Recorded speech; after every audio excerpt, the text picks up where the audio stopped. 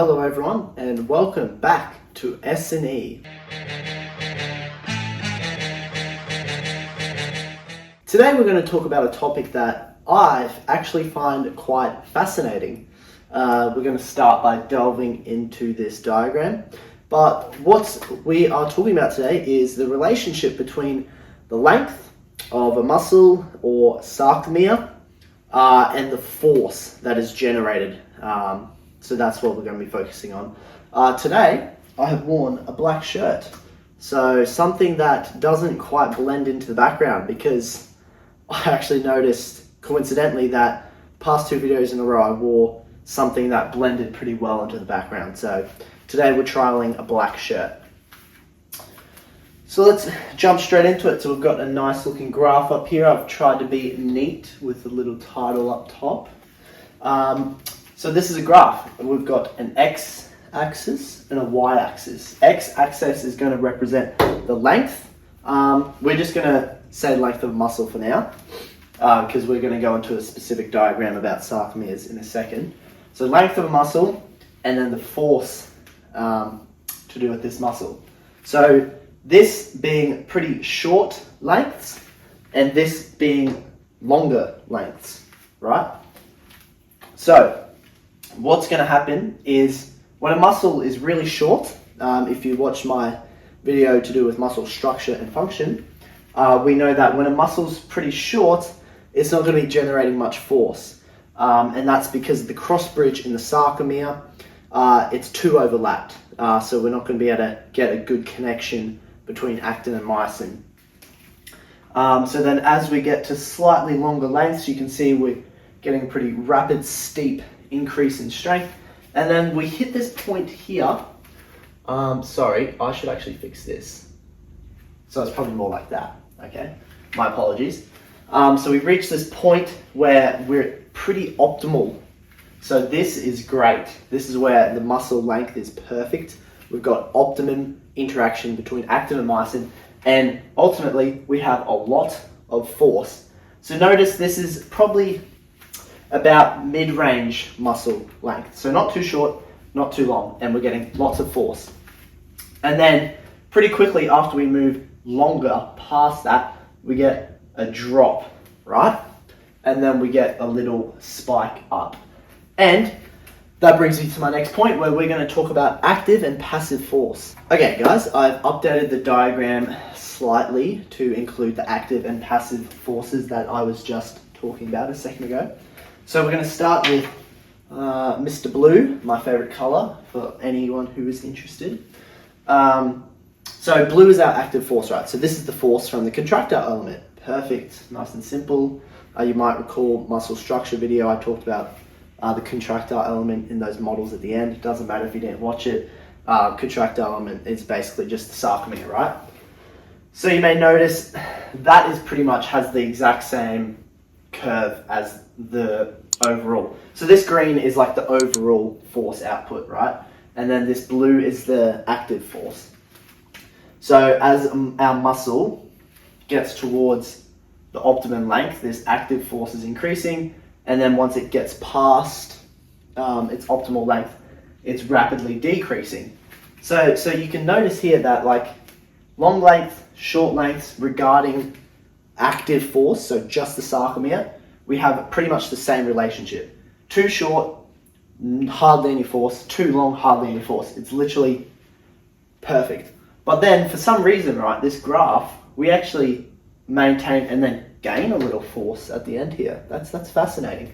So that is where my good old friend passive force comes into this. So if you recall about the myosin S2 segments, tendons, those are your passive forces.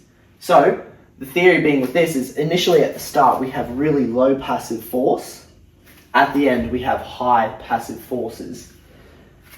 So that means, right, as the muscle gets longer, we're getting an increase in passive force. Now, let's pause for a quick second and think why that might be the case. Why do we get an increase in passive force so when we get longer lengths?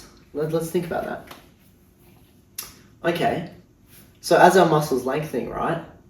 so are the tendons, so are the myosin S2 segments, so are all the elastic attributes of muscle. They're all lengthening as well. What happens when a tendon lengthens, when a myosin S2 segment lengthens?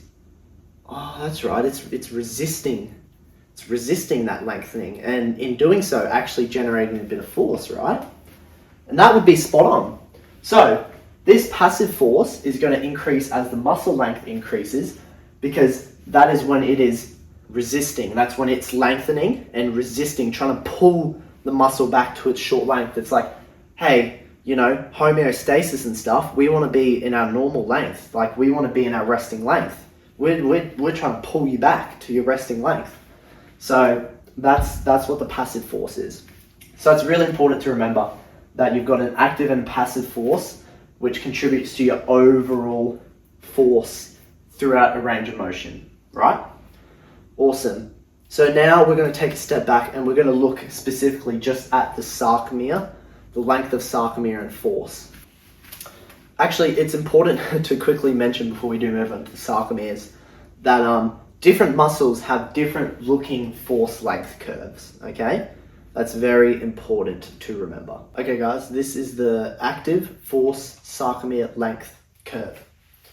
So, it looks pretty much the same, and realistically it is. This is basically the active force, right? So here we got 1.2 UM. I don't honestly know what the UM stands for, but it's how they measure the size of sarcomere. So yeah, maybe I'll put it on screen if I have searched it up. So down here, right, sarcomere is too short, it's not producing much force, and I've got a little drawing here. So if you recall, if you watched the muscle structure and function video, we've got here the actin is too close and there's not going to be a good connection. Remember as well from that video, the length of actin and myosin doesn't actually change, they just slide closer together. So for the sake of validity, I guess my drawings aren't that accurate because they're different lengths. But just remember, they don't change length, they just slide close together. So here, they're too close together, they can't get a good connection. So then as we go to longer lengths, there's now this optimal, it's not too close, it's not too far away, we can get a really good solid connection. And then as we get longer, they pull away and there's not going to be a good connection here because now they're too far apart to be able to maintain any good cross bridges. Okay guys, you may have noticed that I changed the word up here to say torque. That's because we're going to talk about something, torque. We're going to now discuss something that could confuse you. But hopefully I can explain it clearly enough. Right, so let's first explain what torque is, right? Torque is equal to force times the distance of the moment arm. So the moment arm is this little thing here that connects from the joint, the axis of rotation to the muscle, right? So the thing being here, right? When you have a really long moment arm, you're going to get more torque because you've got force times the length of the moment arm, right? So let's just quickly say, for example, 500 is your force times a moment arm of 2 centimeters equals 1,000, right? 1,000. But now let's say you've got a moment arm of like 1 centimeter. So then now, that's Newton meters. So then you've got less force here, right? So that's essentially what I'm going to quickly explain here, right? So this is an example of bicep, as you can see. We've got the rotation here, the elbow joint, sorry. So we've got the biceps brachii in red and the moment arm in green. So even though we're pretty strong in long lengths, torque-wise we aren't so much because we have a really short moment arm, okay? So then when we get towards optimum length, this is a great case for the bicep here, we've got optimum force output at 90 degrees and we also have a really good moment arm. So we're going to be able to generate massive amounts of force in this position here. And then here, once again, the opposite, we're pretty weak when we've got a really short bicep. However, we've got a pretty good moment arm. So we've actually got decent amount of torque. So torque is just the rotational equivalent of force, okay? So now if we come down to this diagram, this is the torque length relationship. Torque length, the torque joint, I think it is, torque joint relationship, okay? So we've got this drawing here, weak in terms of torque. As we go towards, as we flex, we get towards a 90-degree angle. We've got really good torque, and then we go a bit shorter, and we lose some torque, but it stays pretty good. So I know this might seem confusing given what we just talked about, but you got to remember, this is different. They're linked, so it's not like torque is the only thing that matters, because obviously if your force is really low as well, you're going to have low torque as well. So it's a combination of the two things, the moment arm and the force, because there are joints in the body as well where the length of the moment arm hardly changes through range of motion. So then force becomes important. But in the case of the bicep, we've got moment arm that changes in length. So we've just got to consider that as well. Okay guys, we've moved on to now a different title. This one says force velocity relationship. So we're gonna, geez, that looks a bit wonky. Oh well, I'm bad, you all know that. This is the last thing I want to talk about. So what this is this explains how strong muscles are at velocities. So this x-axis is going to represent the velocity, right? So as we go this way, we're getting increased positive velocity.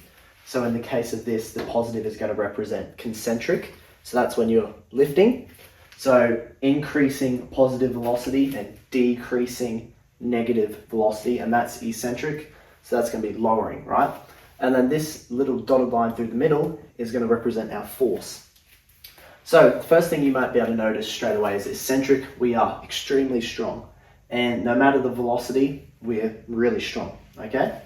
Isometric, we are pretty strong as well. And then what happens is, as we have increasing velocity in the concentric phase, we're actually getting weaker and weaker and weaker.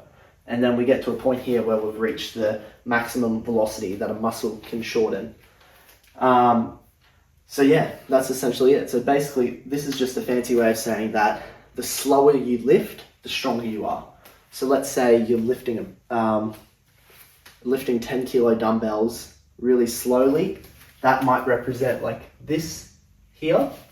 So that's the amount of force that you can use. But let's say you decide to start going really fast, might be at this point now, right? If that makes sense. So your muscle is really strong when it's short. And that basically all comes down to like neural stuff. So like some motor units take longer to fire, so slower allows more times for them to be recruited. However, there's always a however. This blue dotted line represents that maximum voluntary eccentric force. So we are theoretically, if we ripped out our muscle and electrically stimulated it eccentrically, we could get up to here. But voluntary, we could only get down to here. And that's purely neurological stuff as well. When you're lowering a load, your body, your muscles, the motor units aren't firing. They're not firing all motor units because you are naturally stronger eccentrically, and that's because of all the passive stuff we were talking about. So yeah, that's purely based on all the passive attributes that our body has as well, right? And another little fun fact, at isometric, right, that's actually the most cross bridges we can have formed at any instant. Okay, one last thing, I just want to highlight this eccentric thing as well. So let's say this very first one out here is our 1 RM, right? So So if this is our 1 RM, this means that this is basically maximum activation of muscles, right? So then let's say this one here is 75% activation and 50% activation. So what happens if you're lifting a weight concentrically here, when you go over to eccentric, it's actually going to drop down to its level. I haven't drawn this very well, to be honest. It's going to drop down to its level, so it's going to come across over to here. So now we've only got 50% activation in the eccentric phase compared to 75% activation. So there you go. That's a little interesting one for you. But that's going to be it for today. We've just talked about a bunch of relationships between muscle, velocity, angles and stuff, lengths. And I'm only talking about this because it's important for future videos when we start talking about how different types of muscle are architectured. So some muscles are actually architectured to have better velocity, and some are architectured for better strength. So this stuff's all going to be pretty important in future videos. And it's just fascinating stuff to know, I really find. So yeah, especially, I really like the confusion between the force curve and the torque curve, how it's literally the complete opposite of one another. But if you understand how they're different, it makes sense. So I find that very fascinating. But anyway, until next time, thank you guys so much for watching. I hope you enjoyed.